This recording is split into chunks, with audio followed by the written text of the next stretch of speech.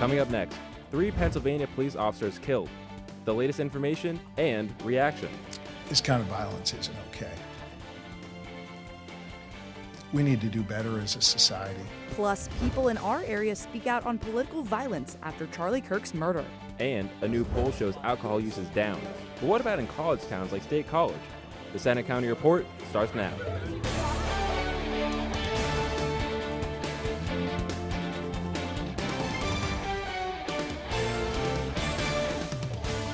Good afternoon, I'm Alec Brown. And I'm Emma Goldkoff. Thanks for joining us for the Center County Report. Our top story, the ongoing investigation after 5 police officers were gunned down in York County. A solemn procession Wednesday night honored the 3 officers killed and 2 injured. A prosecutor says a suspected stalker hid at his ex-girlfriend's house and ambushed police who came to arrest him. The suspect is 24-year-old Matthew Ruth, who's accused of opening fire as soon as officers opened the door. Police shot and killed him at the scene. The governor paid tribute to the officers. Grieve for the loss of life, for 3 precious souls who served this county, served this Commonwealth, and served this country. This kind of violence isn't okay. It was one of the state's deadliest days for Pennsylvania law enforcement in years. In 2009, 3 officers were ambushed by a domestic violence suspect. Now the latest in the Charlie Kirk murder case and aftermath. Kirk's memorial service is set for Sunday, with President Trump scheduled to attend. Reporter Morgan Supis is in our studio with more details and reaction in our area. Morgan? Alec, Charlie Kirk was gunned down last week while holding an event very much like the one he held here at Penn State 1 year ago this week. People we talked with say now, after so much political violence, it's time for unity. After Charlie Kirk's stunning murder at this Utah college, the war of words has intensified around the country. Political bickering on social media, threats, firings, and anger. But at Penn State University, we found some calls for unity. No matter what your beliefs are, a human life was lost, and that's what you should focus on. Kirk was an outspoken conservative activist and co-founder of Turning Point USA. After the shooting, video showed a person jumping off a nearby rooftop. 2 days later, police arrested 22-year-old suspect Tyler Robinson. He made his first court appearance Tuesday, and prosecutors say they'll seek the death penalty. Authorities say in a text conversation between Robinson and his roommate that he admitted to the murder, explaining he had enough of Kirk's hatred. Penn State Republicans held a vigil for Kirk, where people gathered at Old Main to honor his memory. Kirk's official memorials planned for this weekend in Arizona. With political violence becoming more common, Pennsylvania Governor Josh Shapiro says now is a chance to unify the country. We need to help the people who think that picking up a gun, picking up a weapon is the answer to resolving disputes. People we spoke with in State College agree. I think it's important that we come together and realize how much we have in common instead of the things that divide us. Kathy Cox is a member at the League of Women Voters. She says we need to start focusing on positive change. Political violence of any kind, no matter who it's against, has no place in America. Others say political violence is pointless. You know, I was against everything Charlie Kirk was kind of for, but you're going to make 3 more Charlie Kirks by killing Charlie Kirk. Instead, Logan Page says we need to focus on finding middle ground.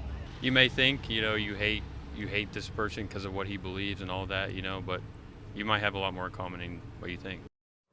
Charlie Kirk's memorial service will take place this Sunday at State Farm Stadium in Arizona. I'm Morgan Supis reporting. Alec, back to you. Thanks, Morgan. It's more than 5 months since the arson fire at Governor Josh Shapiro's home in Harrisburg. Now the Spotlight PA is reporting over $6 million in taxpayer money has been spent on the project to restore the damaged mansion. But according to Spotlight, almost a quarter of that money is publicly unaccounted for in terms of what it's been spent on. A governor spokesman told Spotlight the work is being done with a focus on saving taxpayer dollars. The FBI says a man accused of ramming a car into an FBI security gate in Pittsburgh and covering it in an American flag said he did it to make a statement. Donald Henson was captured 7 hours after fleeing the crash. The 46-year-old from Penn Hills is charged with assault with a deadly weapon and damaging government property. He's in custody until a court hearing next Tuesday. And a formal announcement is expected today on a plan to shut down Rockview Prison near Bellefonte and the Quahana Boot Camp in Clearfield County. The state says the closures of both facilities would save up to $100 million. The governor's administration issued a final recommendation this week to close them. Local lawmakers and others say the move would hurt prison employees, their families, and the local economy. A recent national survey shows fewer Americans are drinking alcohol as part of a growing belief that even moderate alcohol consumption is a health risk. Reporter Michael Landis has a story. A pint of beer, a seltzer, a glass of wine. For many Americans, drinking alcohol is a big part of their everyday lives. But times are changing. A new Gallup poll shows a record high percentage of U.S. adults, 53%, now say even moderate drinking is bad for their health. That's up from 28% in 2015. But what about college towns like State College? One bar manager from Bill Pickle's Tavern told us she's starting to notice a trend and has an idea where it might be coming from. We offer more than just the alcohol side of things. We also do mocktails and we, offer some NA beers. So for those people that aren't necessarily looking for the alcohol consumption but still want the social aspect to it, there's more product offerings nowadays. Among Americans who do drink, consumption patterns have changed drastically, with an historic low 24% saying they had a drink in the past 24 hours, while 40% say it's been more than a week since they've had any alcohol, the highest percentage since 2000. Here in State College, it's a similar trend. Yeah, I think the culture has shifted a little more. People are looking to have balance in their lives, and waking up hungover on Saturday and Sundays kind of sucks if you're doing it every single weekend. Especially when you're working full time, you realize how much you take those days off for granted. The new doubt about alcohol's benefits is largely driven by young adults, the age group that most likely to believe drinking 1 or 2 drinks a day can cause health hazards. But the poll shows even older adults are also now increasingly likely to think moderate drinking carries risks. In State College, I'm Michael Landis for the Center County Report. The federal government is updating new dietary guidelines, including those around alcohol.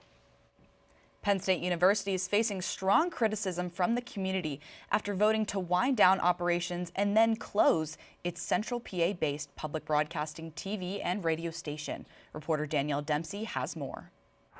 Penn State-owned WPSU provides public media to 500,000 households across central Pennsylvania. For the past 60 years, its radio and TV station have helped connect the university with the community. Now, the end may be coming soon, as Penn State plans to shut down the stations. Patty Satalia worked there for 30 years. I was heartbroken. And I remain hopeful that there's a solution, because I feel like the board made the decision hastily without public input. Amid budget challenges, Penn State proposed offloading WPSU to a Philadelphia public broadcasting station. The Board of Trustees rejected that plan, which would have cost the university $17 million over 5 years. Instead, the board now plans to close WPSU by next summer. Community members gathered at a recent meeting, hoping to express their concerns. Others are showing their support for the PBS station through online petitions. One already has over 4,000 signatures and counting. Matt Sheridan started his journey with WPSU as a student intern and has worked his way up to his current role as Operations and Technology Director. Yeah, we're part of the community. The community supports us, and we support the community. A 60-year tradition that may end soon, but not before a lot of thank yous. We are so very thankful for all of the outpouring of support around WPSU and just letting people know what WPSU means to them. In State College, I'm Danielle Dempsey for the Center County Report. Penn State leaders say they'll meet with WPSU employees to discuss next steps ahead of the station's closure. The university is also facing backlash over a trustees' vote to give President Neely Bendapudi a big raise. Her base annual salary will increase from $950,000 to $1.4 million. She'll also get a 3.5% increase each year and other incentives. The board extended her contract through 2032. Center County is mourning the loss of a well-known and respected community member. Mimi Barish Coppersmith died on Sunday. She owned an ad agency, served as the first woman chair of Penn State's Board of Trustees, and founded Town and Gown magazine. She was 92 years old. A new facility to help the local community is officially up and running in State College. Center Helps has been a part of the county for more than 50 years, helping those in crisis situations. The organization is celebrating the opening of its new headquarters at former fraternity house on Pew Street. The new location provides more space for staff and services. Still to come on the Center County Report, will this stretch of sunny weather continue? We check the weekend forecast next. And what's in the new controversy over a popular social media app. Also coming up, we'll take you out to the farm for a look at a fun annual Center County tradition. That's after the break.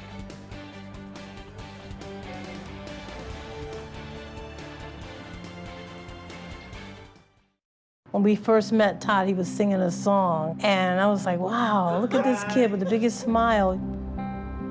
Todd's a joy. Yes. Todd's really is a great joy. And you. Learn about adopting a teen at adoptuskids.org.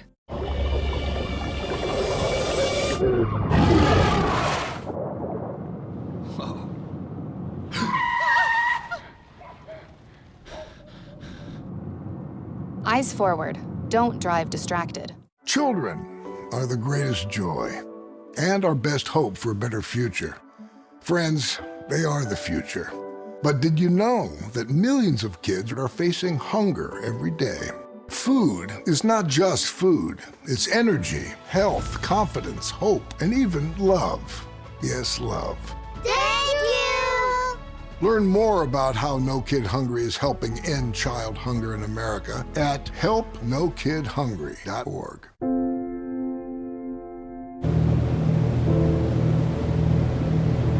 Keep going, keep going.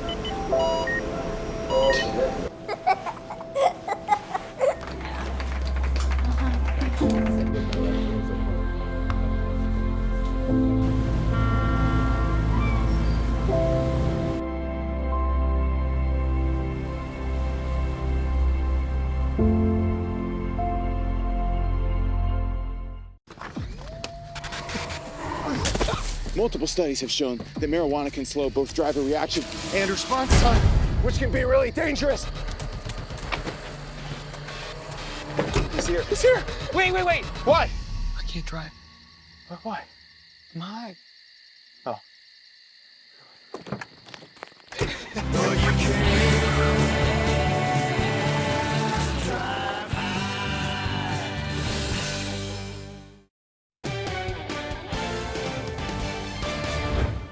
The school year is back in full swing, but with stricter phone rules. 20 states have banned phones or tablets during the school day.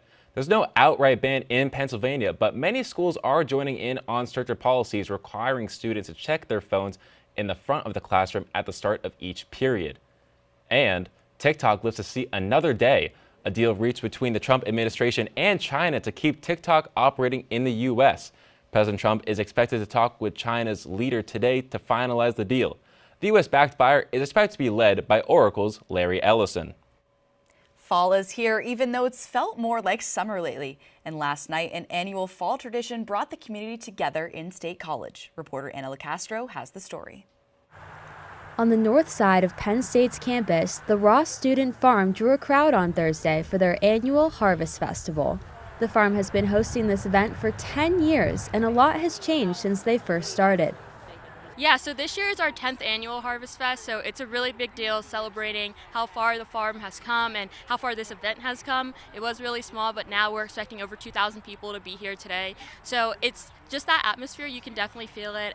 The festival welcomed all campus and community members and featured a wide variety of activities, including flower picking, arts and crafts, and even a petting zoo. The Student Farm has done an incredible job at putting together this Harvest Festival year after year, and they're not the only organization here. Many others take advantage of the Harvest Festival setting to spread their message. So we're student sustainability ambassadors. There's about 50 of us, and we work with peer education for students on campus and learning how to be more sustainable. The Harvest Festival also provided delicious food samples from a variety of local chefs and caterers, including housing and food services at Penn State, State College Area High School, and Paul's Provisions. No matter what your interests are, the Student Farm Harvest Festival has something for everyone. In State College, I'm Anna LaCastro for the Center County Report. And this year's fall harvest may be tough for local farmers because of the lack of rain. The new U.S. Drought Monitor report shows all of Center County as abnormally dry and parts of western PA in a moderate drought. Will that change in the coming days? Let's check the forecast with Luke Snyder.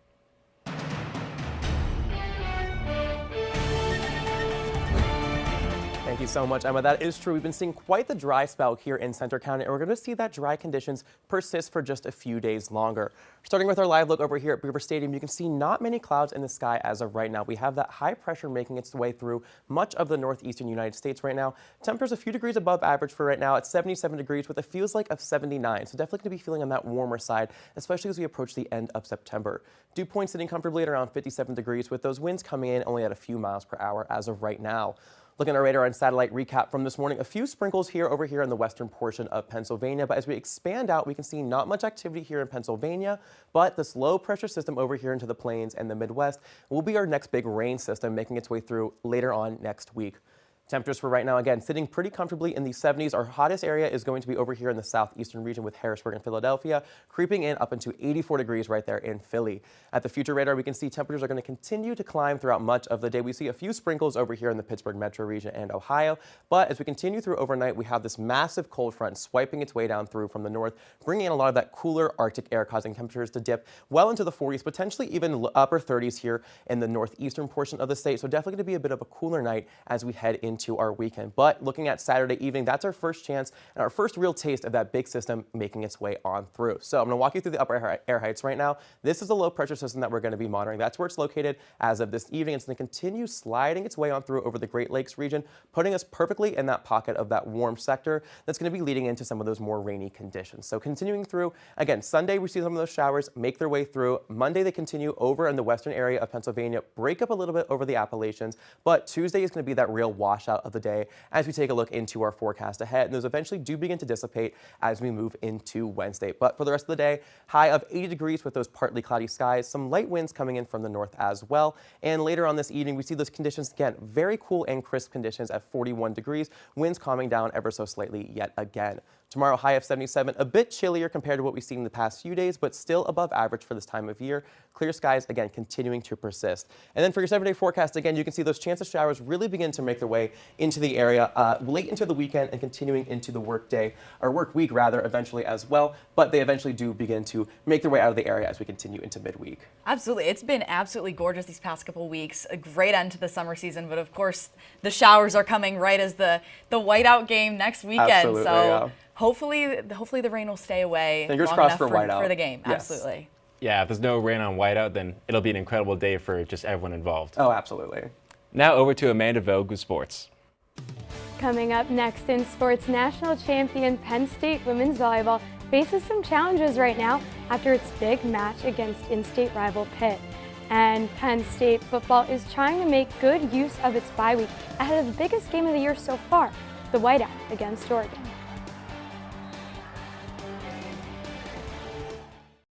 Hey there, I'm Lance Bass, and this is Chip. And if you're like me, your pets mean the world to you. And if disaster strikes, saving them is a priority. Learn how to keep your best friends safe at AmericanHumane.org.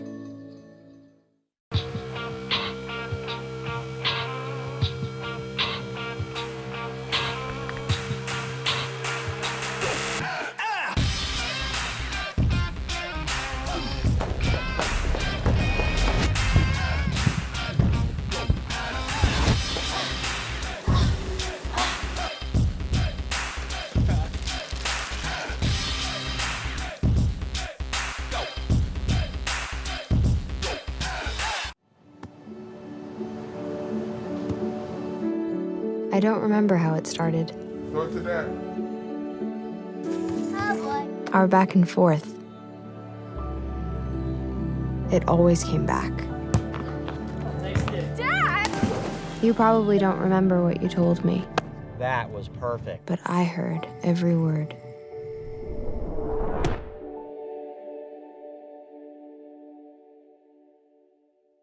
With Julia's autism, loud sounds can be too much. But she still loves to make music. Yeah. Play band.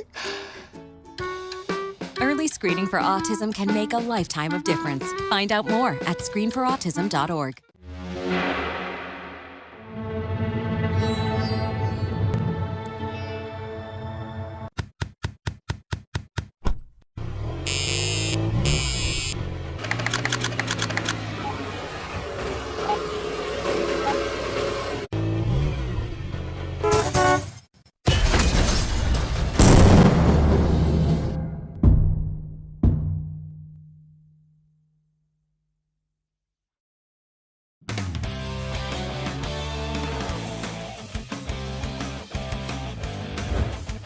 I'm Amanda Vogt with sports. To kick things off, Penn State women's soccer, ranked number 8 in the United Soccer Coaches Poll, will be back at Jeffrey Field on Sunday after a tough matchup against Nebraska.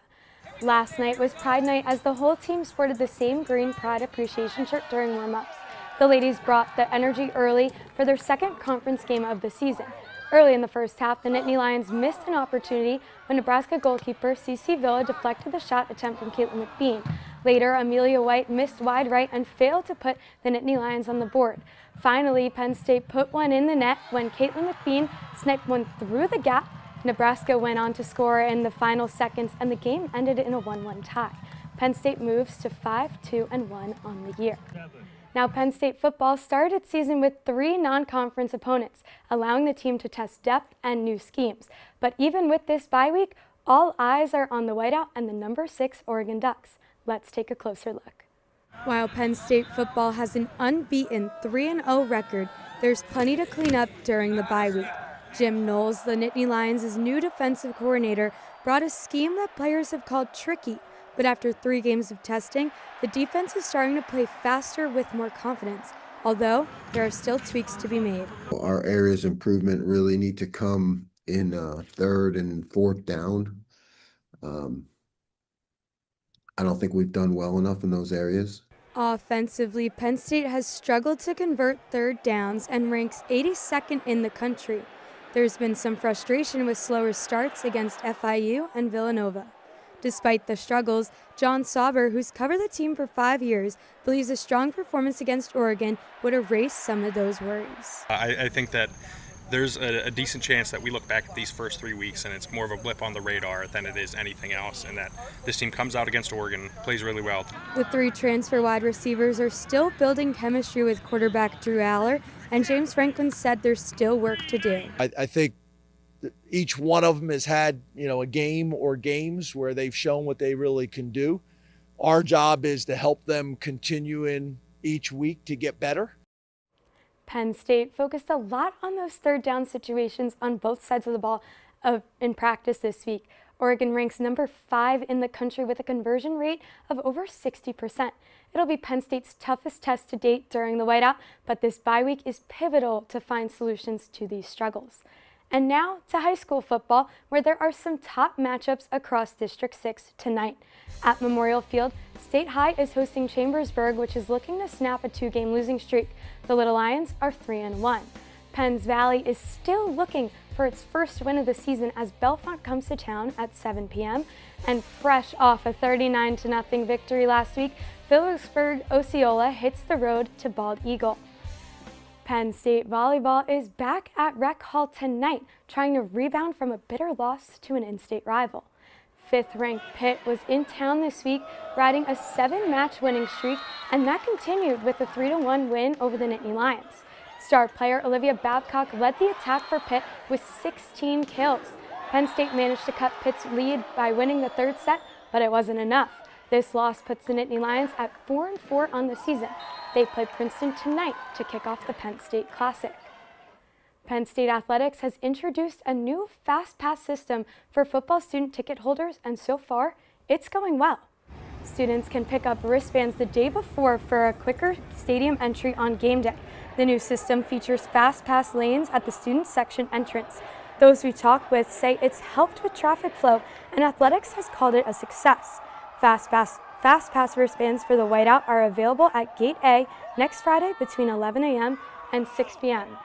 Now, it's going to be an exciting week in sports leading up to that whiteout, but that's certainly going to draw the most buzz around this campus next week. Well, I mean, how can you not be excited for that matchup? Penn State, Oregon, 2 big teams. I just don't want to wait a week for it. Absolutely, and good luck to women's volleyball tonight. Sports, Amanda, thank you so much. And coming up next, homecoming season is here. We'll take a look at State College High School's celebration last night. That's after the break.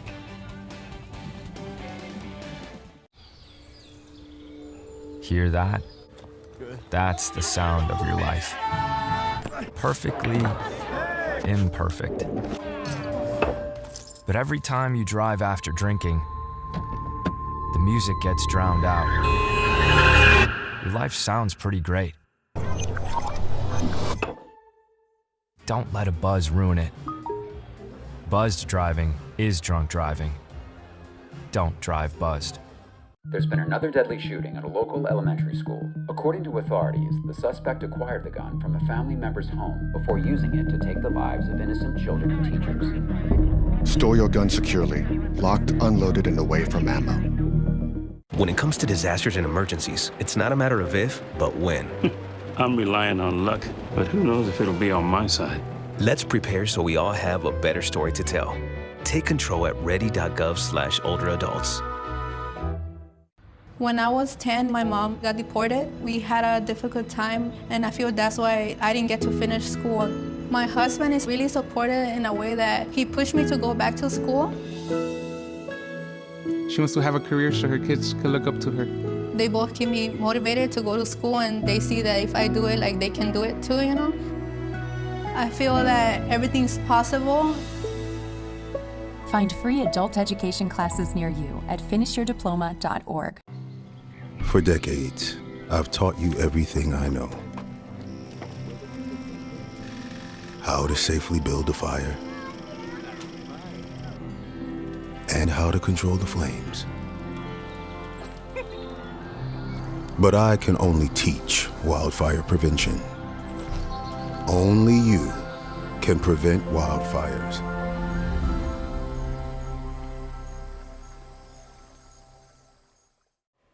Fall traditions are underway around the area, and in State College, it's homecoming weekend. Events kicked off with the homecoming parade last night.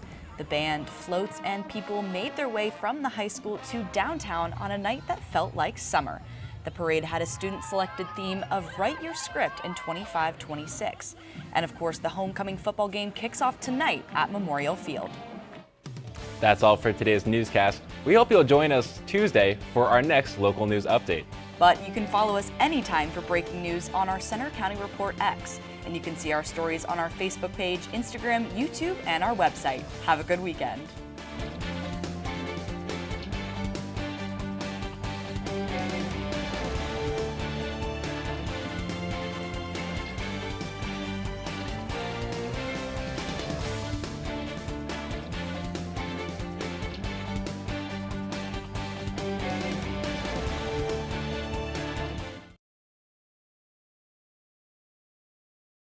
No young person should ever have to worry about having a safe place to sleep at night, or whether anyone cares about them. But the reality is, 1 in 10 young adults will experience a form of homelessness this year. For over 50 years, Covenant House has been helping youth in crisis and giving them the support and tools they need to succeed in life. To learn more, go to covenanthouse.org today. Thank you for caring. In Iraq, our truck hit a roadside bomb. I had about 16 surgeries on my hand so that I could regain function. And when I came home, I needed a new roof due to a storm. And I was about to lose homeowners insurance as well. I applied for Operation Homefront Critical Financial Assistance Program. And it's good to know that when we come home, there are people who are there that care about us. Operation Homefront, they've really been a blessing. I'm Sandra, this is Jorge, and we were adopted in 2019. I remember when they first came to us, Michael was already a teenager. The whole cliche of, they're so lucky to have you guys, and it's the other way around. They have changed our family for the better. They chose to love us. They didn't have to. They chose us. Family. Learn about adopting a teen from foster care. You can't imagine the reward. Visit adoptuskids.org. The new Walk MS experience was so uplifting. All of us are coming together, not only for that walk day, but for every day. I love the energy at Walk MS. It is community, it is family. I can ride that high for the rest of the year. A cure is on the line for me. A cure is on the line for all of us.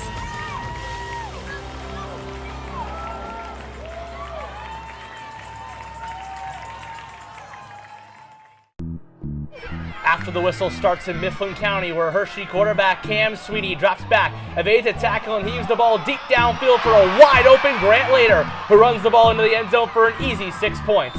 Let's watch that back, but let's slow it down. This play was as sweet as milk chocolate for Hershey, but would it be enough for them to topple the Huskies? That play makes me want to go to Hershey Park after that. I'll take your offer on it. Hello and welcome to After the Whistle. Our crews just got back from that game and many others from around District 6. Live from University Park, I'm Jack Rachinsky. And I'm Kennedy Rivers. We will bring you game highlights and a look into Penn State football upcoming game right here on After the Whistle.